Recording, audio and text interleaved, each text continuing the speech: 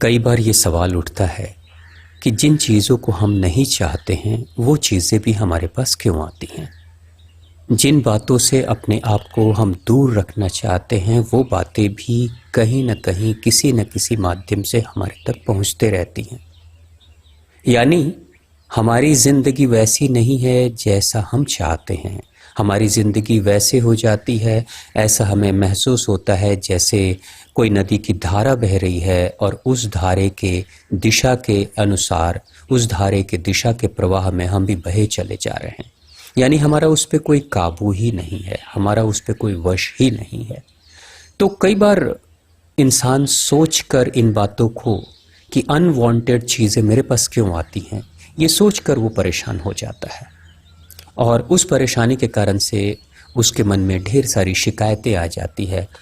वो शिकायतें सिर्फ अपने आप से नहीं, अपने वक्त से भी होती है और कभी कभी तो वो शिकायतें बढ़ते बढ़ते इस कदर बढ़ जाती है कि इस ब्रह्मांड को चलाने वाले उस सत्ता, ईश्वरीय सत्ता से भी वो शिकायत करना शुरू कर देता है कि जैसे मेरे साथ कोई पक्षपात हो रहा है और हर वक्त मैं जो नहीं चाहता वही मेरे साथ हो रहा है।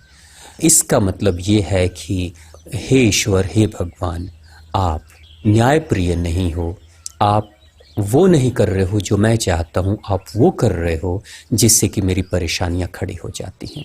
तो इन शिकायतों को करने से ज़्यादा बेहतर है कि एक छोटी सी बारीकी को हम समझ लें कि कब कैसे कौन सी स्थिति हमारे जीवन में आती है और कब कैसे कौन सी घटना हमारे जीवन में घटती है।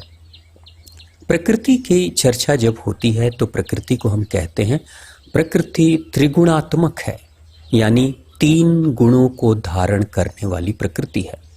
इस प्रकृति में तीनों तरह के गुण उपलब्ध हैं, जैसे सतस, तमस और रजस।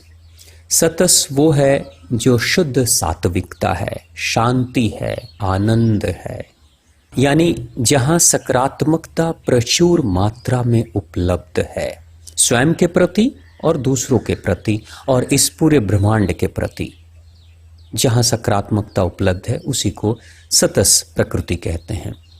जब रजस प्रकृति की बात होती है तो ये वो प्रकृति है जो सतस के जैसी है, लेकिन उसके साथ मिश्रण है अहंकार का, दंभ का, दिखावे का। यहाँ मिश्रण है, यानी जब एक राजा की तरह जब हम चीज़ों को प्रदर्शन करना चाहते हैं, दिखाना चाहते हैं, और जब हम किसी दूसरे को पराजित और स्वयं को विजयी बनाना चाहते हैं, तो ये स्थिति जब आती है मन की, तो उस समय रजस प्रकृति प्रखर होती है और हम ये मानते हैं कि वो इंसान जो इन गुणों को धारण करता है वो रजस प्रकृति का इंसान है।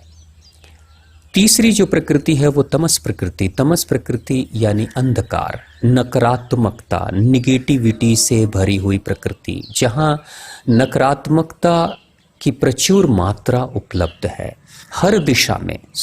दूसरों के प्रति सिर्फ नहीं, स्वयं के प्रति भी नकारात्मकता से भरे पड़े हैं। स्वयं के शरीर को लेकर भी बहुत सारी नकारात्मकता, यानी क्या खा रहे हैं, क्या पी रहे हैं, क्या धारण कर रहे हैं, कोई परवाह नहीं। बस स्वाद की लोलुपता में इस कदर डूबे हुए हैं कि बस उसे लेने के लिए किसी भी स्तर पे चले जाते हैं, बिना इन बातों की परवाह किए बगैर कि इससे हमारे शरीर को, तन को या मन को या हमारे जीवन पे क्या प्रभाव पड़ेगा। तो यहाँ वो है कि इंद्रिय सुख, बस हमारे शरीर को सुख मिलना चाहिए, शरीर के सुखों के भोग में डूबे रहना है। न कोई नियम है, न कोई कानून है, हर चीज का उल्लंघन हम कर सकते हैं अपने स्वयं के सुख के लिए। यानी जहां अंधकार ही अंधकार है, जो इन गुणों को धारण करता है वो स्वयं को अंधकार में रखता है और निरंतर अंधकार में ही, अंधकार के गर्त में वो डूबते चला जाता है और स्वयं का भी नाश कर डालता है। और इस प्रकृति को धारण करने वाला इंसान स्वयं के साथ साथ उनका भी नाश करता है, उनकी भी क्षति करता है जो उसके आसपास होते हैं। तो ये 3 गुणों वाली प्रकृति हमारी है। ये एक इंसान की प्रकृति होती है। इंसान में तीनों गुण हैं, तमस, रजस और सतस। उसी तरीके से इस बाह्य प्रकृति को भी हम त्रिगुणात्मक कहते हैं। इस प्रकृति में भी तीनों गुण उपलब्ध है, तमस, रजस और सतस।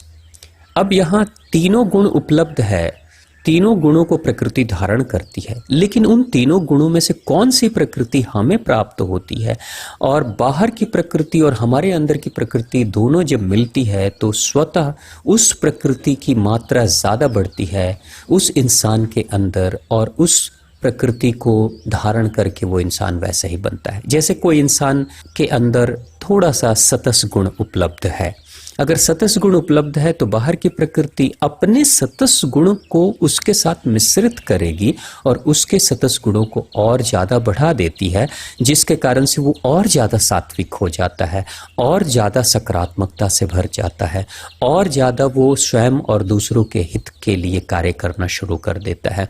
यानी वो कल्याण के पथ पे चलने में प्रकृति उसे सहयोग करना शुरू कर देती है। वहीं पे अगर कोई दूसरा इंसान जो रजस को धारण करता है तो इस त्रिगुणात्मक प्रकृति के रजस गुण उसके पास आकर्षित होते हैं और उसे बढ़ावा देते हैं, और उसके अंदर रजस और ज़्यादा बढ़ जाता है, और ज़्यादा थोड़ा अहंकार, थोड़ा दिखावा, और ज़्यादा वो दूसरे को पराजित करना, स्वयं को विजयी करने के दंभ से भर जाता है, यानी प्रदर्शनकारी वो हो जाता है। तो ये रजस गुण का वो इंसान होता है। लेकिन यहाँ प्रकृति उसे उसके अंदर के रजस गुणों के आधार पे अपनी प्रकृति से रजस गुणों को उसके तरफ प्रवाहित करनी शुरू कर देती है। वहीं तीसरा इंसान जो तमस को धारण करता है, त्रिगुणात्मक प्रकृति से भी तमस गुण ही उसके पास आते हैं और उसके अंदर का तमस और ज़्यादा बढ़ जाता है। यानी जो इंसान नकारात्मकता से भरा है, अगर वो उस नकारात्मकता को धारण किए हुए रहता है तो धीरे धीरे देखा जाता है कि एक इंसान जो थोड़ा नकारात्मक है, कुछ दिनों के बाद वो ज़्यादा नकारात्मक होते चला जाएगा, और कुछ दिनों के बाद और ज़्यादा नकारात्मक होते चला जाएगा। यानी एक छोटा सा इंसान जो छोटी मोटी गलतियां करता है वो बाद में चलकर एक बड़ा अपराधी बन सकता है, अगर वो अपनी प्रकृति को बदलने की कोशिश ना करे तो। यहाँ एक बात जो समझने की है, ईश्वरीय सत्ता रूपी प्रकट प्रकृति जो भगवान का ही प्रकट रूप है, ये प्रकृति निष्पक्ष है। प्रकृति किसी को भी कुछ भी ऐसे ही नहीं दे देती है, या प्रकृति किसी चॉइस के आधार पे, पसंद के आधार पे किसी को कुछ देती है, किसी को कुछ नहीं देती है, ऐसा कुछ नहीं है। हम जिन गुणों को धारण करते हैं उन्हीं गुणों को प्रकृति हमारे तरफ प्रवाहित करनी शुरू कर देती है। यहाँ महत्वपूर्ण बिंदु जो है वो हम स्वयं हैं कि हमने कौन से गुणों को धारण किया है, और जिन गुणों को हम धारण करेंगे वो चीज़ें हमें मिलेंगी। लेकिन अगर हम ये चाहें कि हमें वो चीज़ें मिलें, भले मैं उन गुणों को धारण करूं या ना करूं, तो यहाँ हमसे गलती हो रही है। जब तक हम उन गुणों को स्वयं अपने अंदर धारण नहीं करेंगे, तब तक प्रकृति उस जैसी अपने पास उपलब्ध गुणों को हम तक प्रवाहित करती ही नहीं है। यानी जैसे एक अप्रकट अग्नि अगर चाहती है कि मैं अपने आसपास की चीज़ों को जलाऊं, जैसे हम सभी को पता है कि अप्रकट अग्नि हर जगह उपलब्ध है। जहाँ कहीं भी संसाधन मिलता है, जहाँ कहीं भी कोई इंसान प्रयत्न करता है, तो हर जगह पे अग्नि प्रकट हो सकती है। तो अप्रकट अग्नि हर जगह उपलब्ध है, प्रयास करके इंसान अग्नि को प्रकट करता है। तो अप्रकट अग्नि अगर चाहती है कि मैं दूसरे को जलाऊं, तो वो तब तक नहीं जला सकती जब तक कि वो स्वयं न जले। जैसे सुगंधित लकड़ियां अगर उपलब्ध हैं और उसे जलाने के लिए अग्नि के मन में ख्वाहिश आती है कि मैं इन लकड़ियों को जलाऊं और खुशबू को आसपास में बिखेरूं, तो ये तब तक संभव नहीं हो सकता जब तक कि अग्नि खुद प्रकट न हो, यानी खुद जले नहीं। और जब अग्नि जलती है तो स्वतः आसपास की लकड़ियों को जलाती है और खुशबू बिखेरती है।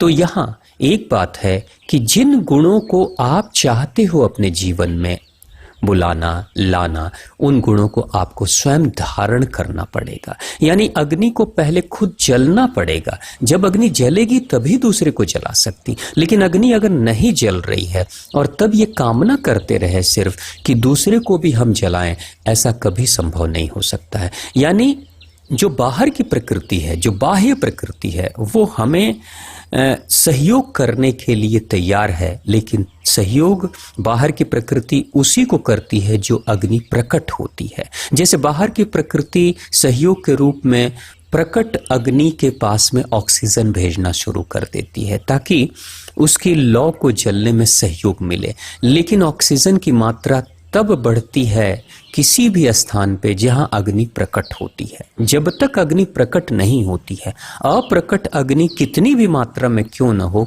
ऑक्सीजन का प्रवाह रुका रहता है।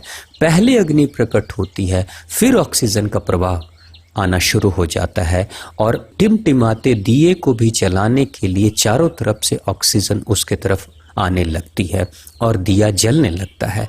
ठीक वैसे ही इंसान जिन गुणों को चाहता है अपने जीवन में, उन गुणों को धारण करे, उसे अपने शरीर पे, अपने जीवन में, अपने मन पे प्रकट करे, अपने व्यवहार में प्रकट करे। और जब उन गुणों को वो प्रकट करेगा तो उन गुणों को सहयोग करने के लिए बाहर की प्रकृति सहयोगी बनकर चली आएगी और उन गुणों को और ज़्यादा बढ़ा देगी इंसान के अंदर। और जैसे गुण इंसान धारण करेगा, जैसे गुणों को वो आकर्षित करेगा, वैसे ही गुण के रूप में उसके जीवन में घटनाएं घटनी शुरू हो जाएगी। जैसे कोई इंसान सतस को धारण करता है तो सतस के गुण के रूप में उसके जो परिणाम मिलते हैं, शांति, शुद्धता, ईमानदारी, सर्व के कल्याण की कामना, स्वयं के कल्याण की कामना, यानी जहाँ पॉजिटिविटी, जहाँ सकारात्मकता ही सकारात्मकता है।